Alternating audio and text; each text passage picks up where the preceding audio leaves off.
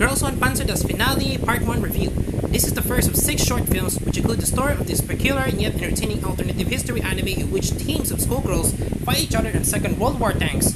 We begin this film with the Ora Girls High School tankery team stranding on a wooden bridge being shot to pieces with seemingly no chance of escape. How did this happen? To find out, the story of this opening film is told in flashback. Monocle-wearing student council member Momo Kawashima learns that she has not been accepted into any of the universities she applied for, leading to false rumors that she is being held back a year. In order to achieve a place at her chosen uni alongside the fellow members of the student council, she decides to find another tank on board the school, which is on a huge battleship, and enter the school in the prestigious Caterpillar Trade Cup.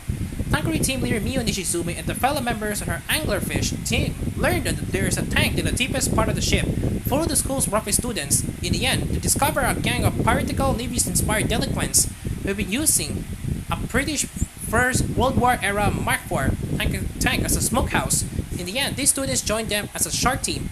As the tank is shipping on land, the school are drawn into a Caterpillar Trade Cup against the French-inspired BC Freedom team.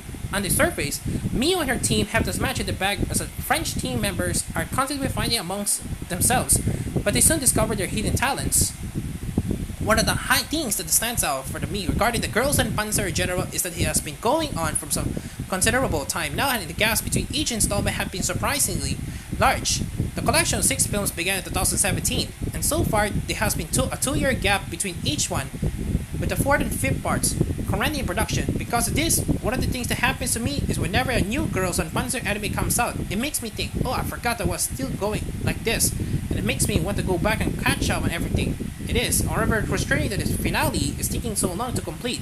It may have been better a few longer films rather than many short ones. Regarding the anime itself, one of the first things that strikes you is the production. The first shot you see is a shot of one of the tanks being grazed by a spinning shell and then being blown clean off, making for gripping action from the start. Then you combine this with the comedy in the show.